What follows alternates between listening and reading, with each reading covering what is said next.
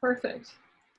Yeah, well, thanks for taking time. I'm excited to sort of push on the MT side of things and wanted to just like basically connect with folks, see what your priorities are and see if we can sort of consolidate efforts or sort of make most efficient use of efforts to get the MT codes continuing to move forward.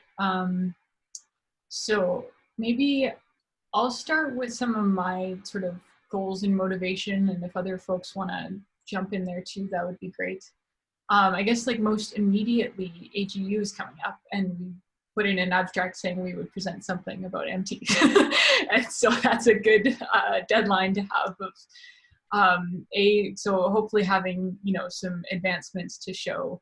If we can, I would love to be able to state that we've got even a first pass of the Octree code up and running. I think that that would be pretty unique and pretty exciting for the community, even if it's like on a branch and needing some work. I think it would also be exciting to say we've got 2D, because that seems like a lot of people like definitely use that for QCing, and it's just a useful tool to have. And so that would be nice, but I don't think it's quite as, well, in my mind, it's not quite as like critical or as shiny as the Octree. And then also I think finding a right field data set to potentially show, I don't think that's super critical, but could be nice.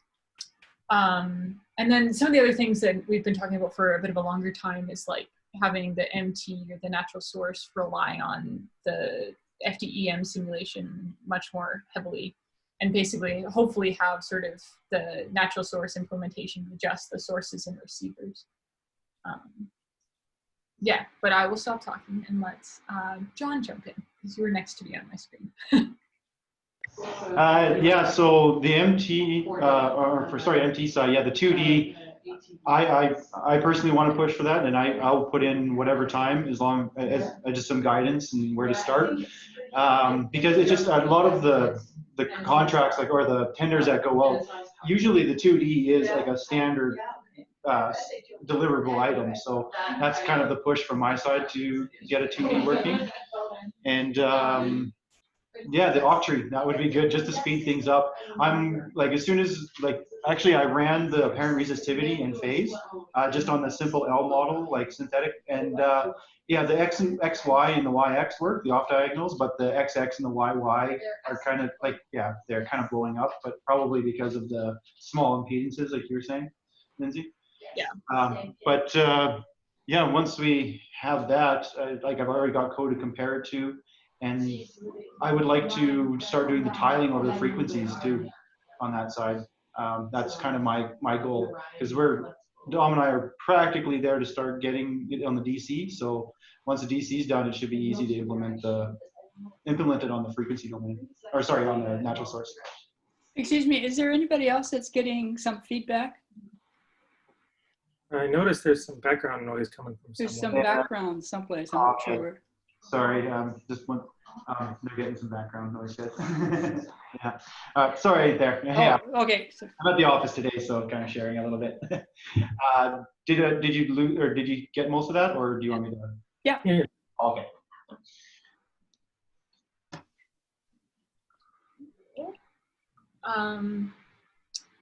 I guess I'm also a fan of like relying on the frequency domain. I would definitely have time to put in to start restructuring there, however need be. Soggy, do you have goals, motivations, tuning in? Any of the above is totally fine. No urgent motivation at this point, but I'm more purely interested in a theoretical standpoint, and I want to make sure like things are implemented correctly. So I don't have like a real motivation on the work side, but I am interested in this problem. I actually want to learn a little bit more. So yeah, I think that 2D implementation, specifically, I think I kind of played a little bit as I got script. Not sure that's working, but I got a script run. So I'm happy to help 2D process. And I'm more like interested in the more fundamental problems of like setting the boundary conditions and think there are quite a few like a theoretical issues, and that's where I'm interested in. Joe. Yeah, I mean, I'm on board to help with whatever I can. I know there's at least the 1D part is pretty well going in there, and it'd be nice to also get that into GeoAnna and then just depend on that in SimPEG. As far as like updating the code, this kind of went along with my thoughts on Devin's thing for the DC part about how to properly separate out the source and the simulation side of it, because like from what I see, the simulation on MT currently just does a bunch of like it's the thing that does the primary, secondary, whatever approach. So if we want to make it depend on the frequency domain and use that heavily, we need to tease that out and put it more into the source. So that's the kind of the thing that I'm thinking of, at least. Yeah. Like that's the part that I want to kind of make sure happens inconsistently with across everything else. My view is, you know, I'm happy to help with anything. In order, I think doing that will help the octree code. Will make the octree code just work. I guess what I imagine is like this source where you just give it a function that'll compute like a solution, and that's the thing that it compares. That's the thing that it uses for the primary source, or whatever the fictitious source. So it's like that's what I'm imagining this right-hand side simulation thing to look like. That way we don't have to worry about, okay, well, is it a layered solution? Is it a 1D solution? It's like this source doesn't really care. Just like you give it a function and it computes it on whatever grid you ask it to, and it goes in. That sounds good. Goody. So yeah, I mean, having been the primary developer and I haven't touched it in like 3 years now. I'm just really curious where it's at, and I mean, I've seen that there's a lot of there's been a lot of development, especially deskifying SimPEG, and yeah, I agree with making it just a frequency domain.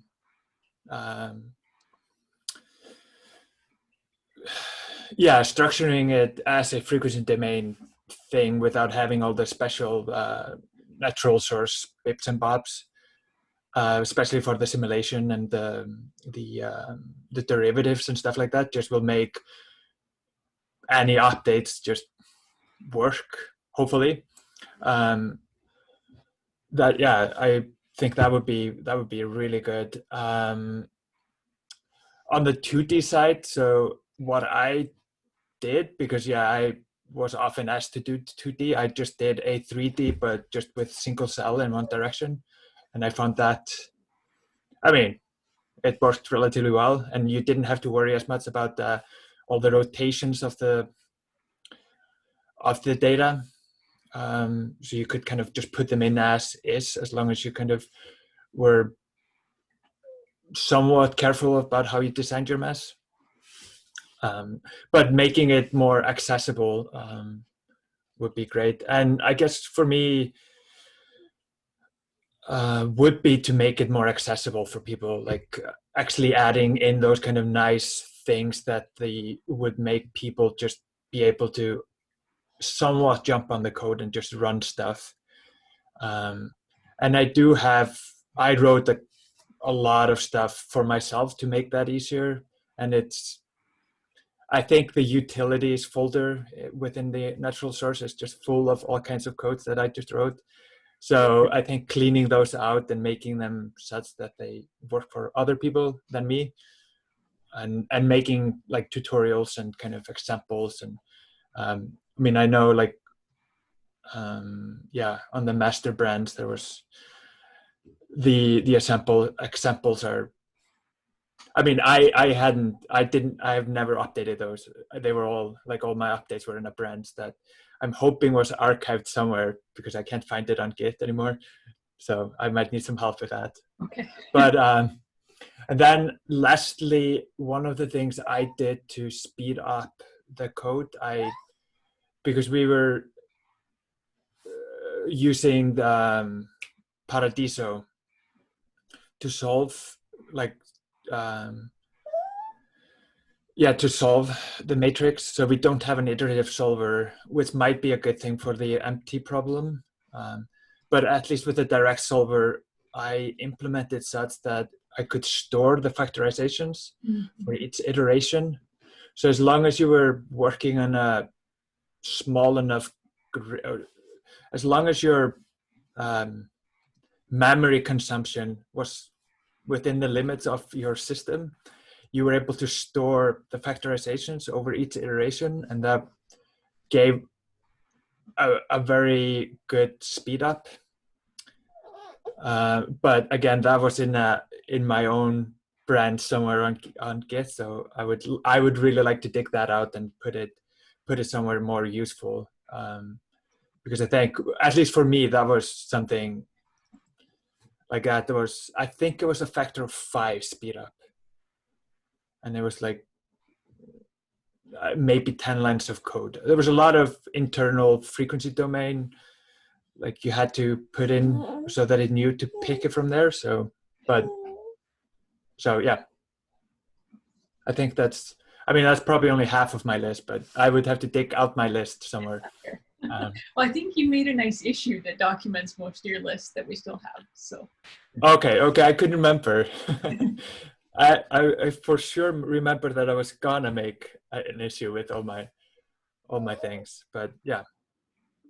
But I think, yeah, before we did the SCG presentation, I think the main thing after that was just to try to make the code more usable, user-friendly.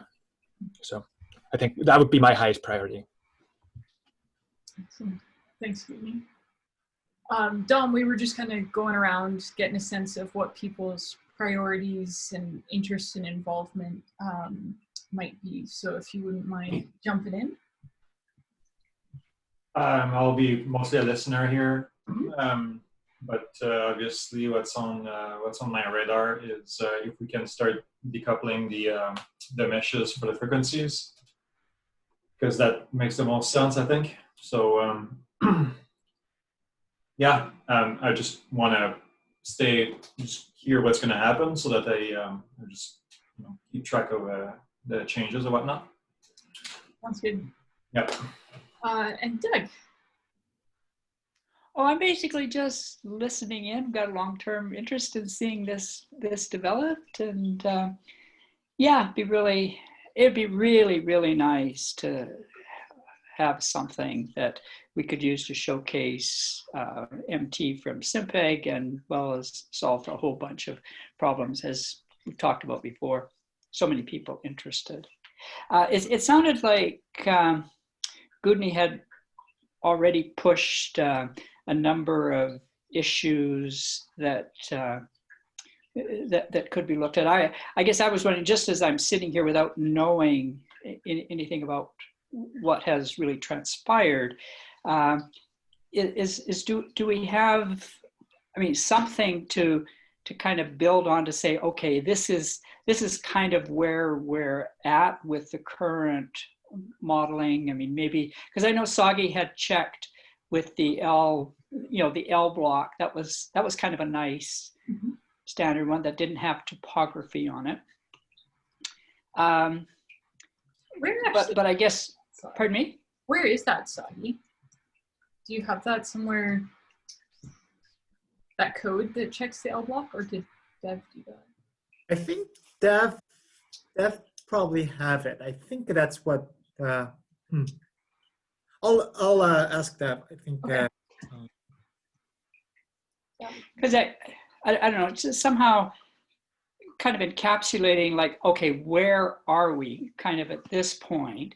And then what are the things that we want to test, and what are the things that we want to improve on, and how do we test them? So there's things like putting that L block into a background structure, so that here's now where the boundary conditions kind of play a role. And, then there's issues of topography and how we actually address them.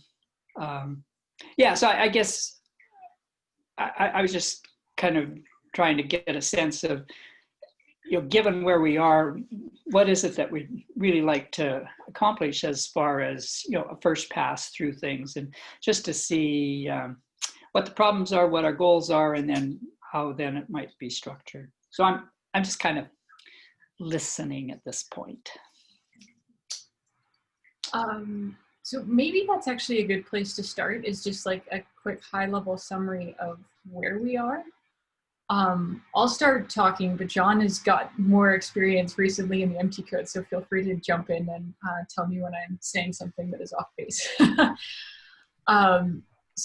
And Joe as well, because you know where the 1D is at. That's one I do not have a pulse on as much. So recently, Devin and Joe rewrote the 1D implementation. Actually, Joe, do you want to speak to that briefly, and just like what changed and what motivated that? Essentially, we just, so already there was there were 1D solutions in there already. Like there was just a general electric field, magnetic field solution, and then one that kind of did it in terms of impedances measured at the surface. That one is a little bit easier to use for inversion purposes. So we focused on that one to essentially develop a 1D inversion code. Devin did a lot of it. That's essentially what happened, is that we used in the same vein as what Soggy had worked on for the DC 1D code. So it's essentially the same sort of setup. As far as moving forward, though, I'd like to transfer more of that into GeoAnna and then depend on that. And Joe, is that now what is used to generate the source term, or no? Is it still using? No, it's still using the other one. Okay. The other formulation. So. Okay. Yeah, on regards to that 1D code, we used it on this recent survey that we did, and we compared the 1D results to the 2D Occam code, and yeah, it matches up pretty well. So that 1D code is working pretty well. Nice. I was planning on going through and speeding it up a little bit more the same way I just did with these, with the 1D frequency domain stuff. At least it should, at least. And do you think we should move to relying on that for the primary secondary approach, or it's just doing impedances at the surface? We could also, I mean, what I'm imagining is that, like I said, with these kind of primary secondary approaches, it's like you could almost just have a general, fictitious source. That given a source, like given the source location or some sort of properties in a grid location, it can generate whatever field you want. Like it doesn't have to even be specialized to any sort of, method. Yeah, no, I think that's, let me see if I can reiterate that, because I think that's probably something that not resonates, or doesn't quite resonate with everyone. So let me reword and see if Go ahead. Joe, feel free to interrupt me if I'm making no sense. So the connection, but there's a couple connection points here, is with the DC code, Devin recently implemented a primary secondary approach for DC that computes the half space solution to then sort of give us like more accurate source, a source term, if we have like, a uniform half space. And so the way that that's implemented right now is actually inside of the simulation. Whereas what we've done more so in the frequency domain code, thinking about, for example, a magnetic dipole, it is the primary secondary is completely taken care of by the source term. And actually in the 3D MT code, that is how it's currently done as well. I don't think there's any assumptions in the 3D MT. Well, I mean, there's of course assumptions because of the boundary conditions, but there's nothing in there that is assuming, like the primary secondary doesn't touch the 3D simulation code. It comes in through the source term, which I think is like a bit of a cleaner way to go in terms of tracking derivatives and also keeping the simulation code pretty tight. And so, Joe, if I'm understanding you correctly, the idea with sort of like a base class primary secondary source that could serve most of SimPEG is basically like what you've kind of said is we can basically define any sort of function that given a mesh gives us the fields that we need, and we can then construct the right-hand side from there. Is that a fair sort of? Yeah, that's what I'm saying. Like we could essentially simplify a lot of these classes, or not necessarily simplify, but I guess unify them a little bit more. And that, okay, these are, you know, whatever fictitious sources there. And that class could eventually be a lot more general and apply in almost any situation that we have some sort of analytic solution that we want to use as the basis. That sounds good. Yeah, I think that is, I like that idea. It would be, I guess it would be almost similar to kind of the time domain and the waveforms. I found that really cool, kind of the decoupling between the two, like that you have the source and you just assign a waveform function, so you can intermingle them as your heart desire. So having something similar for the MT or for the frequency domain would be pretty cool.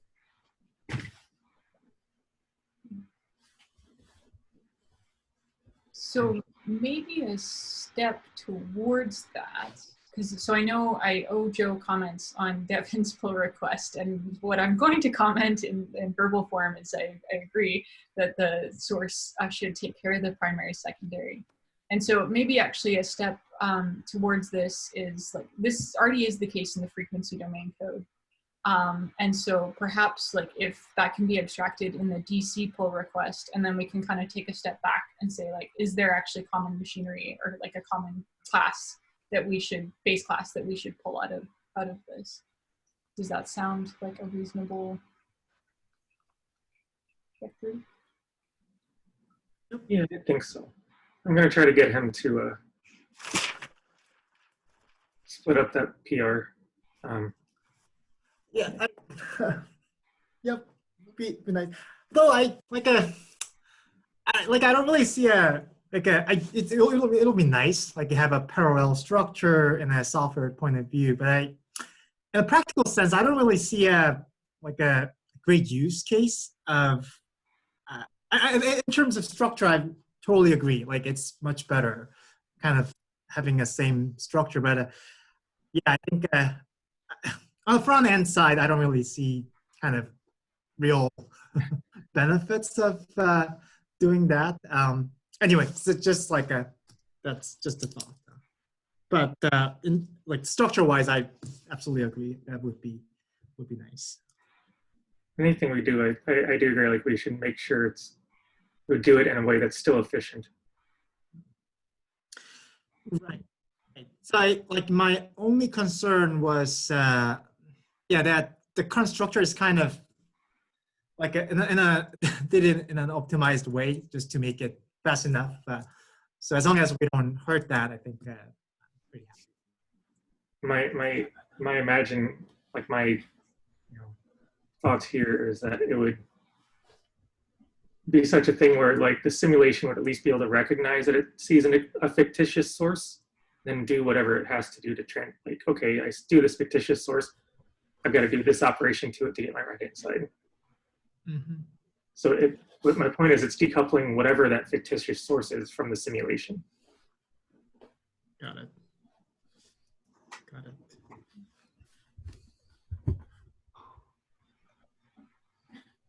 So then sort of some of the next pieces, just to kind of keep moving. So this is kind of like the structure of the sources. And so boundary conditions obviously is a question that comes in. I think that like, for now, my suggestion would be perhaps that's like a little later down the road, is that I would suggest we focus first on the octree and on like the mesh decoupling and things like this, and that getting a 2D code in place. And then once those things are there, I think it'll start to be easier to think about boundary conditions.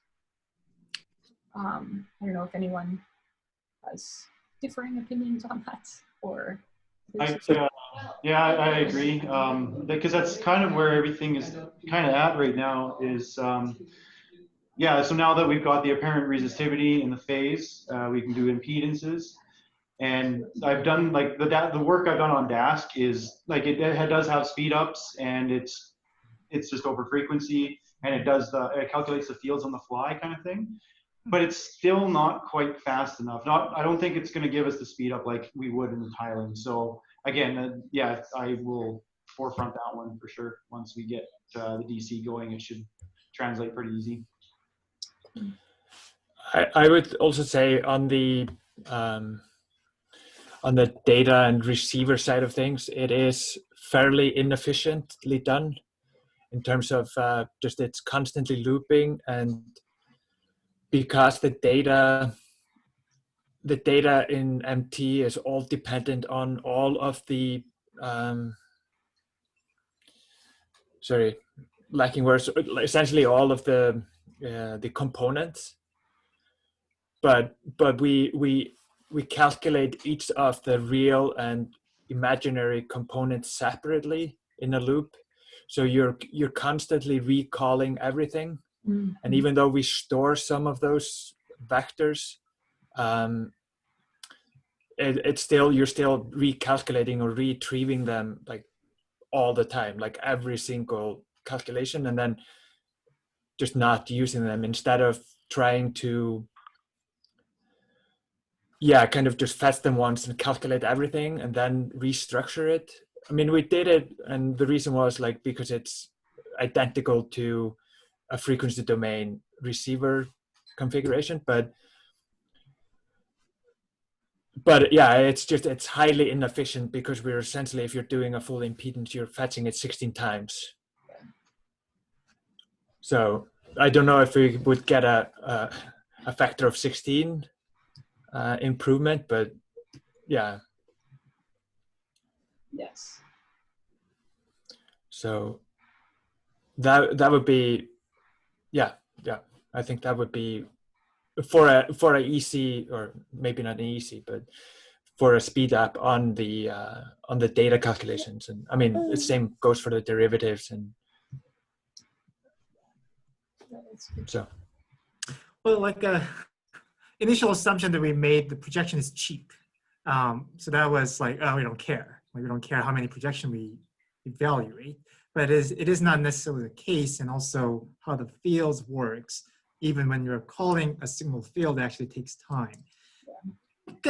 If you just store the predicted data, because I think in the optimization, you're calling the prediction quite a number of times. So I think in such a way, that's how I did it in the DC and IP problem. So you make sure only a single prediction for each field call, then then I think it's probably, it was okay. I think that's what I always make sure, like you just like have a single call of a prediction, because in the optimization you call a lot of times repetitively, even in your single inversion iteration. So as long as you make sure that it shouldn't be a big problem. And we can do the same trick too, right? Explicitly store, compute the sensitivities and store them instead of doing the JVEC, JTVEC on the fly. I'm interested though, Goodney, to see your code that you're storing the factorizations, because we were talking about it, but we never got to this. Were you using just the straight up, the solver Paradiso that we're all using? Yeah, I just solved it and just put it into a list or dictionary probably for each frequency, and then so as long as you were within your like RAM bounds of the system you were using, it was kind of, it worked relatively well, I found. Yeah, because we could do the same thing. We could dump it to SSD drive too, right? We don't need to keep them on RAM as long as we can access them. Yeah, and I do believe Paradiso has that already. You can have it work off core or out of core or something like that. Oh, really? Wow. Yeah. The MKL Paradiso? Really? Oh, Yeah. Option in the solver, yeah. I'm not sure if it's exposed through the PyMKL or not, but it is an option in there. Cool. Yeah, yeah. Yeah, I don't know if it's, yeah, I don't know the exposure level, like whether it's, but yeah, if you Google, if you can find for the Paradiso solver for sure, and the MKL version. Because that would be the alternative, right? If people don't want to compute the full sensitivities, then at least we could store the factors. Well, I mean, Yeah, yeah. It's kind of a weird thing. You can't, like, storing the factors is also kind of weird because it's like, That's the weight, right? All the memory is used for the Paradiso solver. but I don't even know if that like happens well in parallel or anything, or if it can store multiple frequent. Like, I'm not sure how it knows what file to put it in. I don't. Right. I have to look back at it. When it does the backsolve, you mean? Yeah. Yeah, I do know there's not. You can't really like store it from session to session though, which is unfortunate. Yeah. Yeah, I was hoping to pickle it and then send it over, but it's not working. Oh, it's nothing. As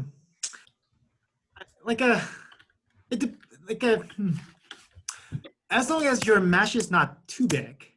So I think that's where the tiling comes, but you probably need to choose, but I think as long as you make your mesh is not too big, then I think in terms of parallelization, I would just do on the fly. Because as Joe said, it's nice to store it, but if you have a serial code, that's fine. But once you move on to parallel code, it's hard to do so. So hard to reuse that factorization. And you're still limited by hard drive access. Right, and storing JI. So I think it depends. So if you can manage to decrease the mesh size small enough, then I would actually store J. But if the mesh is still big, I wouldn't store it, because even if you have a large hard drive, that'll be really large. So yes, I think that's sort of the choices that we need to make. But at this point, I wouldn't worry about that too much, and basically do a different mesh for a different frequency.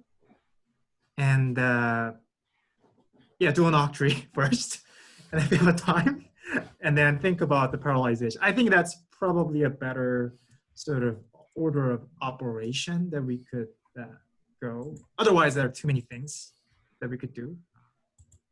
Yeah. Go ahead, Jen. Oh, I was just gonna say, yeah, that makes sense. The octree is gonna open up a lot to us. As soon as it's there, we can start going into the 2D and 3D, doing parallelizations. That does make sense. I agree. Yeah, and I think we probably need to play quite a bit of, okay, what are the better mesh for each frequency, right? There we can actually save quite a bit of computation cost by just setting a right mesh, giving us okay accuracy, but as well as a small enough mesh. Then if you can establish that there, then I think that's a pretty good start. And you see how large is that mesh, and then you can decide whether you store the J or you store just the factorization. But then are we then dealing with the source to get the octree working? We're going to be at that point? I think that's where I was curious about Joe. So I think Lindsay's point previously was is it better to use a numerical solution to generate the source tone, or better to just analytic solution and use that? I think that was your question, Lindsay? Yeah. Yeah. So what do you think? My thoughts? I mean, if you have an analytical solution that matches your problem well, I think it's better to use that. But I don't imagine the thing that I'm imagining doesn't depend on whether it's an analytical or numerical solution for whatever fictitious source. If you really wanted to use a 3D simple numerical simulation as your function that generates your solution to compare against, right? That's why I'm imagining this thing being a little bit broader and able to handle these things a little bit easier. Okay. Well, so in that sense, having an option will be good. So we already have that numerical solution. If you have an option to put an analytic solution and have a fictitious source, that would be best, I guess. I mean, the fictitious source is nice because, like, you know, gets the boundary conditions a little bit closer to what they actually should be, right? But like Cool. I mean, it essentially, that's what what it does is it creates boundary conditions and sources inside each cell, right? That match. I see. They So make it I see. I misunderstood a little bit that, Joe. I think in the secondary field formulation, the boundary condition is basically 0. So you don't really have that kind of fictitious source idea actually solving the system and generating a fictitious right-hand side. Yeah, after you do a fictitious right-hand side, your boundary condition is no longer 0. It is whatever the fictitious source said it would be. That's how it ends up working. Fair enough. Yeah. Fair enough. Yeah.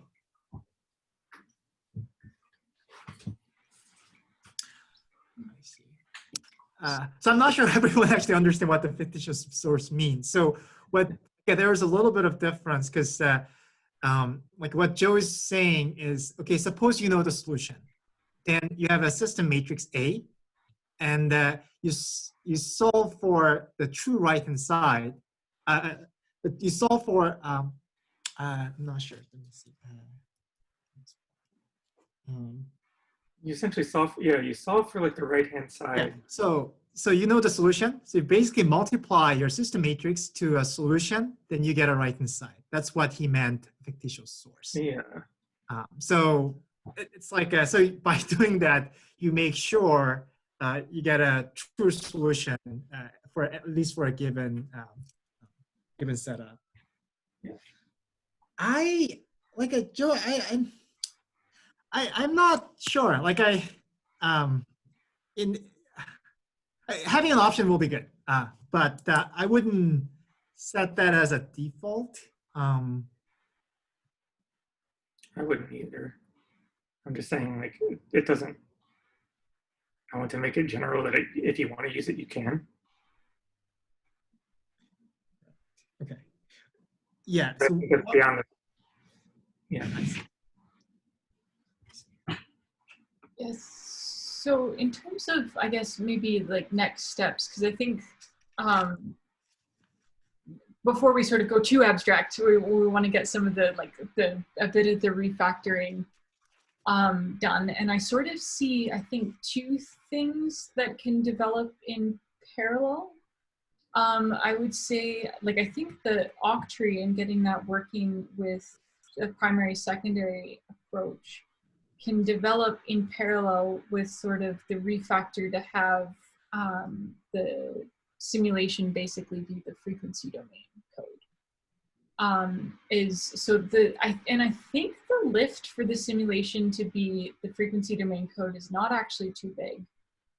Is that I think that the assumptions that we need to check right now, so there's one assumption that is that the source term provides you only a single vector, whereas we want 2 vectors for both polarizations in the case of MT, which I don't think that that's insurmountable to overcome. I think like that basically is just in that like get source term, we just need to check what kind of source it is, and if it's going to give us 2 vectors, then that's great.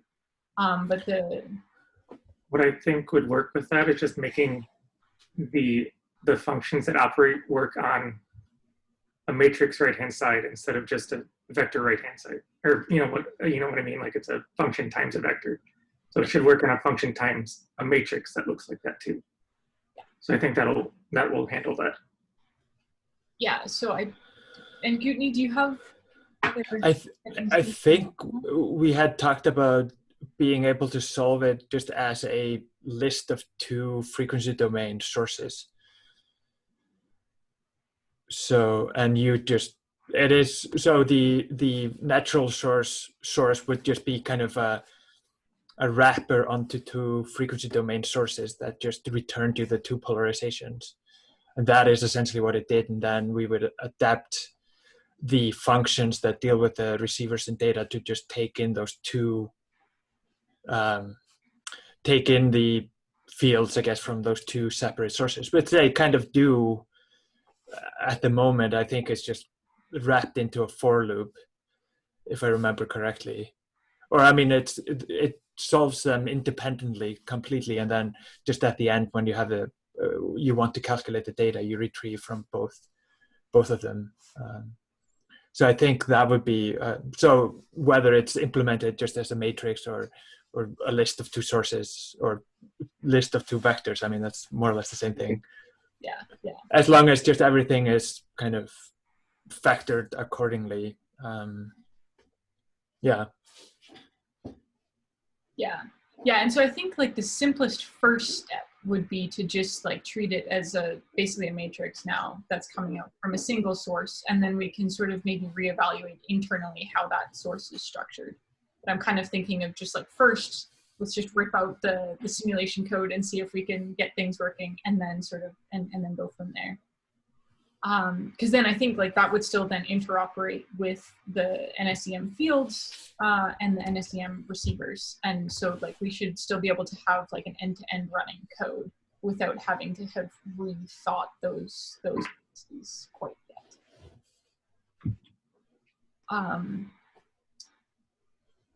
Yeah, so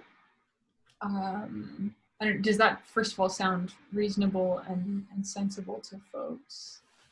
I'd even sign up for that. Like I can make a head start on that in the coming days for sure. And yeah, maybe I'd like to. The reason why I'd also like to do it is maybe we can start putting X-array into these things. If we're going to start from kind of going from that frequency domain class, I can start looking at what I was doing with X-array with the fields, and yeah, build it up into a nice package. That would be super cool. Where do you want to work on this? Because I'm also happy to throw some effort at this piece as well. Just on your simulation MT branch, is that? Does that make sense? It worked last time, so I don't know. We'll go from there. I think Devin brought in. Master, so it's all up to date, and we can work right. It should be good to work from right there. Cool.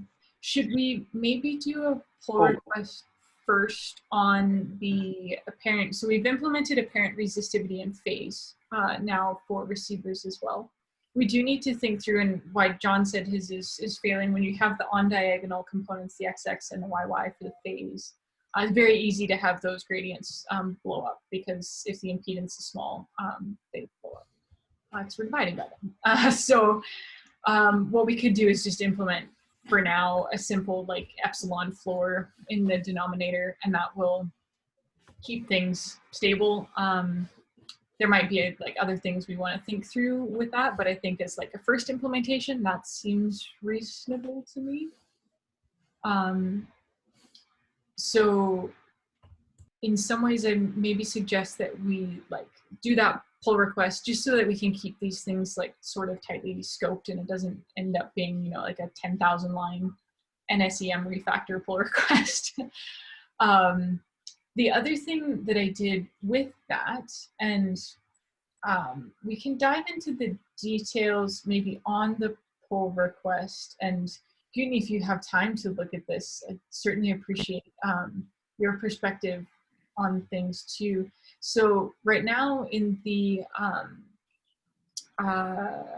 derivatives, the way that we construct the adjoint is different than the way that we construct, or the functions and the properties that we call is different than the forward pass of the derivatives or JVEC. And so when I was going through there, I just like rewrote things just so that I could understand it from my own perspective. And so I think that we can get away from having the like adjoint properties as distinct from the forward. I think we can like remove that. I think it's a duplication.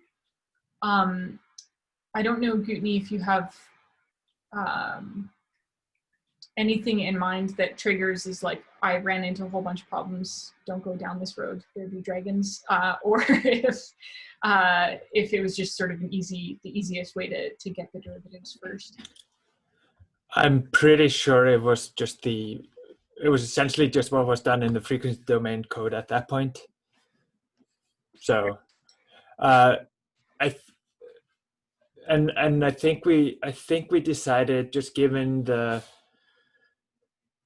fact that the derivatives, given just the two source problem kind of thing, I think we decided just to write it completely, and not optimize it at that point, make it work. And then it worked, and then other things took over, and I think now we're just about to optimize it. So if it works without having it, I would say I'm all for it. But I remember it took us quite a while to make everything kind of fit together.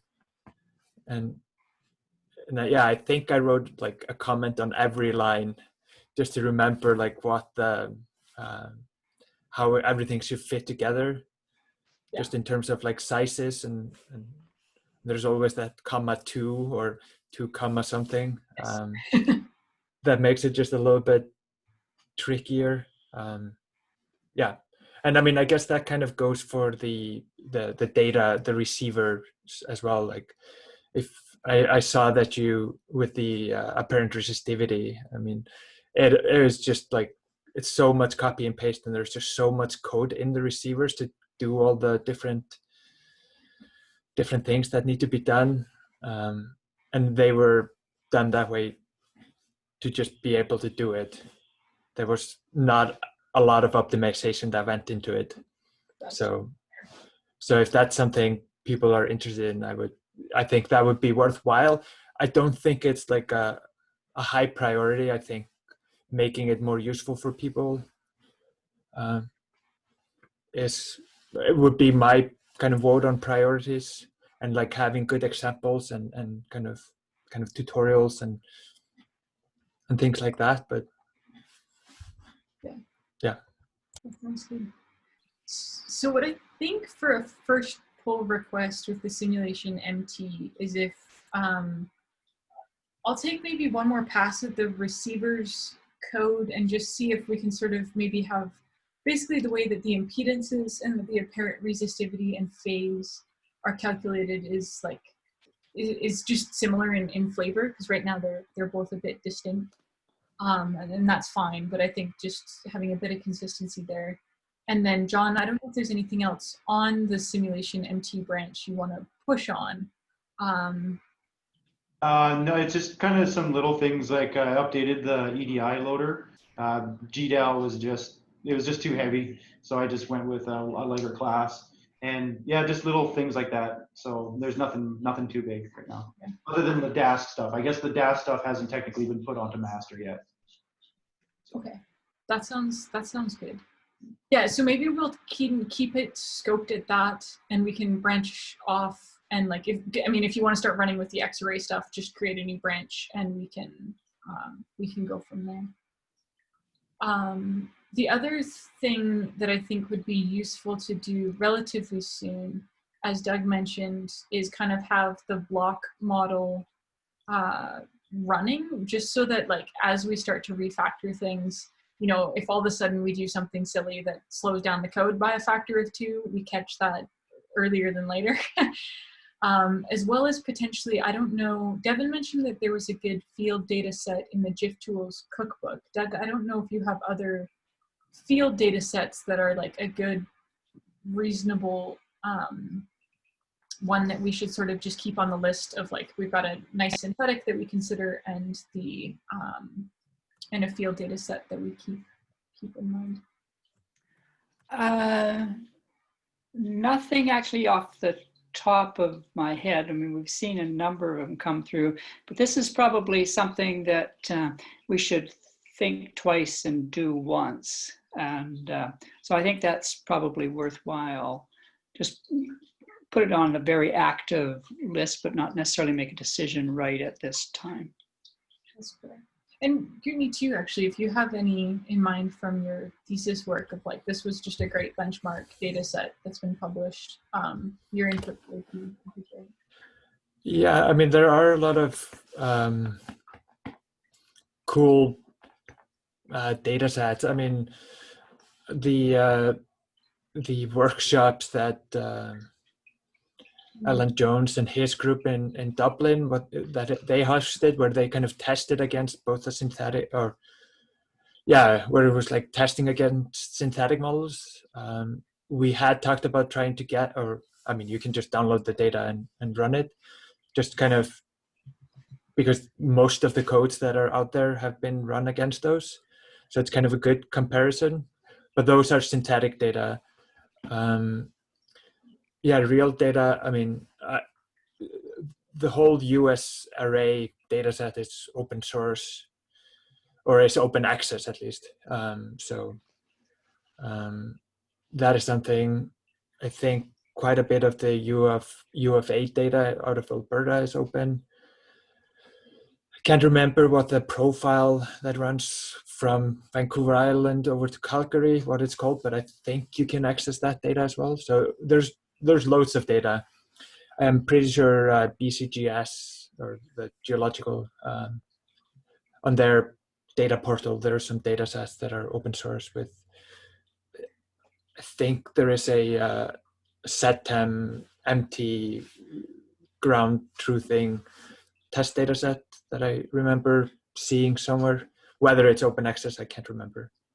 But yeah, I agree with Doug. Yeah, I agree with you, Doug. I mean, there's thinking twice about it and then doing it once. It's a good strategy. Yeah, the other data set that actually has had some comparisons done on it is one that Martin Unsworth did. And it was in the Athabasca in the uranium belt.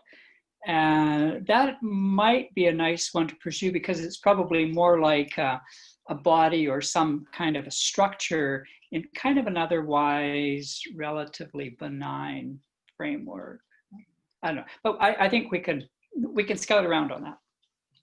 That sounds good. That sounds good. But yeah, Soggy, if you have or can dig up the LBlock code, that would be great, because I think that's like a very it seems like an obvious sort of benchmark that we can keep in mind.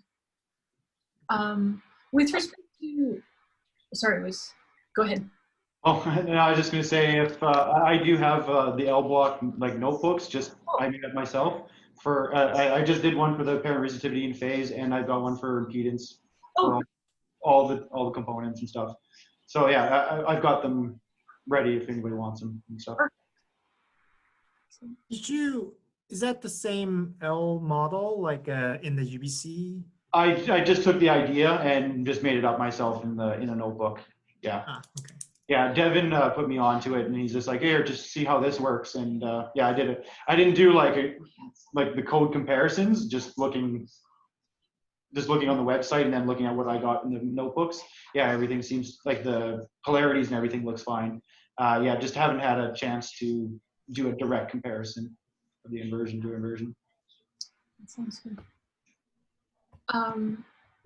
And then I guess the other question, so we've talked a bit about like the source receiver refactor, but then also sort of the octree side of things. Joe, do you have a sense of like what we need to make that work? We need to be able to, I mean, we need it to be able to do the two things that we need from any like of the primary secondary things. We need to be able to compute the solution on the grid points of the mesh. So that's on the edges, right? We need to be able to compute the solution to the vectors on the edges. And we need to be able to interpolate, extrapolate whatever model that is used to generate that onto the octree mesh.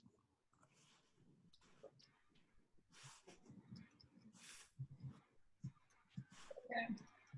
So I guess getting the solution on the edges should be relatively straightforward. Yeah. And then I guess with the volume average work. Kind of. It's a weird thing. averaging something that's either like, okay, homogeneous, yes. Averaging something that's like a 1D solution onto it is a little bit less subtle, and you can't just use like a volume average. What you could do is you could pad it out to make a 1D mesh that's the same exact extent of the octree mesh, and then the volume average would work just fine. So that might be the simplest solution, is to just make a 3D mesh that, you know, it's essentially like a 1D mesh, but just really big cells, really big horizontal cells, and then use that to interpolate onto the octree mesh. How is it implemented in the UBC code? Do we know? It does something similar to that, I think. It ends up defining, and when I was looking through this, it ends up defining the 1D model on the underlying tensor mesh code, on the other underlying tensor mesh of the octree, and then essentially does a volume average from that to the octree code. Okay. Well, that's then maybe not a bad place to start, is because then at least we would be then comparing, like the machinery is basically there, and then we're comparing against the UBC code, which also. Yeah. My point is like that if you just use the volume averaging, it'll do that. Okay. Like the volume average function will do that. All you need to do is just have does that kind of make sense? You have the mesh, however you define it, going down, and then just expand it out to the same extent, and it'll do a volume average. If the layers happen to overlap exactly with edges on the octree mesh, it doesn't make a difference if the layers perfectly overlap or not. It'll still work. My point is it'll still work. It'll still do the volume average. Okay. The UBC code is essentially that the layers, like all the edges, have to overlap to do that average.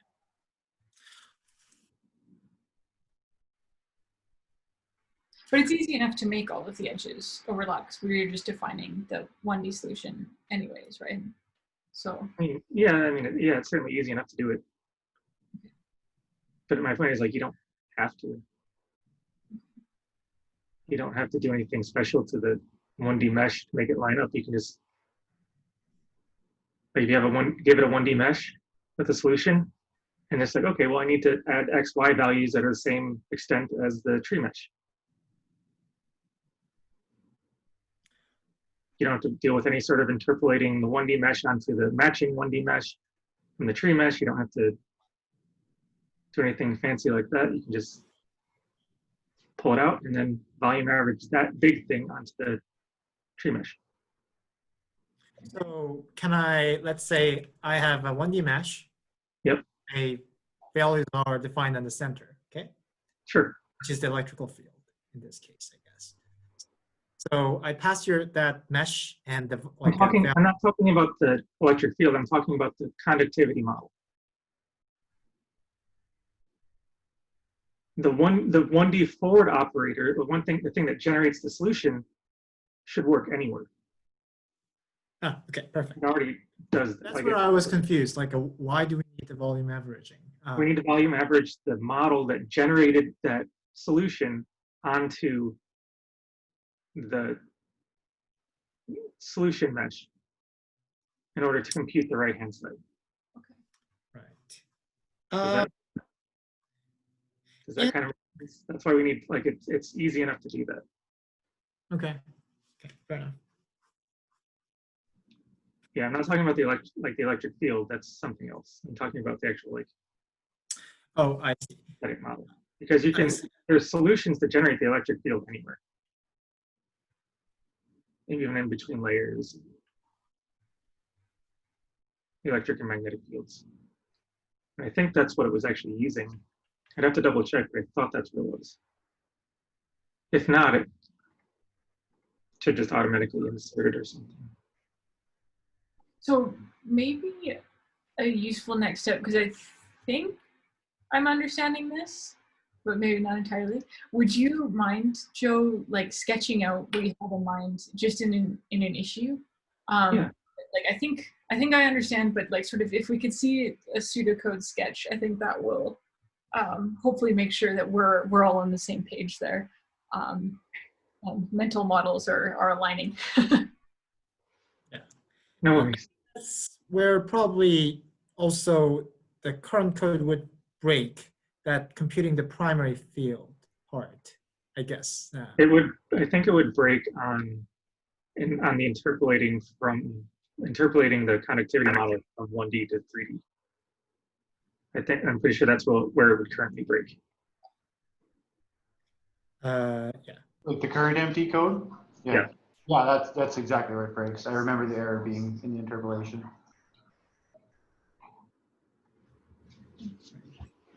I think I put it in an issue somewhere too. I have the line where it was breaking, but yeah. Okay. So does that give us sort of like rough action items? Is that we're working on basically getting the sources and receivers cleaned up as sort of, or the receivers sort of cleaned up to a state that we want as a first step.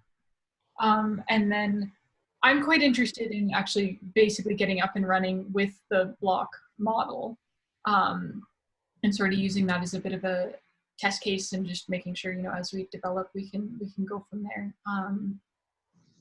Yeah, and then if Joe is game to sketch out the Octree implementation, and then we can sort of keep moving forward from there. Does that sound like a rough plan of action? Mm-hmm. Yep. Sounds good. I've got quite a bit of time coming up, so I might bug you, Lindsay, just to get started. And I'll send you the block model and yeah, work on that FDM side. That would be great. Yeah, and I'm happy to sort of actually, even if you want to do a call and just like sit and work for an hour together, that also would be great. So yeah, for sure. Sounds good. Weekend okay? For sure. It's gonna be freezing. So Perfect.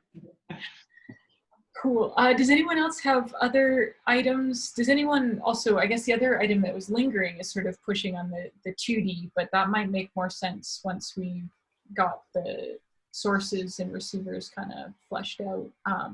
But if anyone wants to start pushing on that, maybe just writing up an issue of what you plan to do, and we can just, because I just want to make sure that we don't duplicate efforts. And so if, yeah. So we can coordinate on Slack and or issues.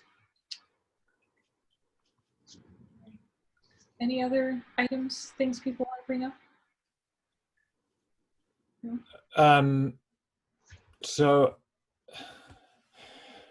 I do have a ton of examples and kind of notebooks and things. Obviously, probably not in the won't run currently, but at least will give us a good idea. Is there a location that I could put them in that is kind of less intrusive, and other people could have a look at them? Let's maybe do a Dropbox folder if you don't mind. Because then that's just something we can all kind of look at, and then we can parse out which code should maybe go where. Would that work, Gudni? Yeah, that would work perfectly. That would actually work really well. Excellent.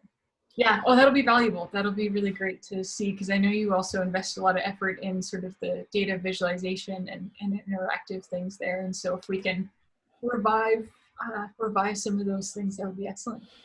Yeah, yeah, but I would really like that. So that would be super fun. Yeah. Cool. Okay, well, we can sort of, I guess, sync up at the next SimPEG meeting on brief updates, and then we can always do another one of these if it makes sense to sort of check in specifically on the MT side of things. Cool. All right. Thanks, everyone. Have a good rest of your Friday afternoon. Thanks. Cindy. Bye, everybody, and congratulations, Gudni. Thank you, Doug. Yeah, Talk that's to you guys soon. wonderful. Cheers. See you guys. Cheers. See you, everyone.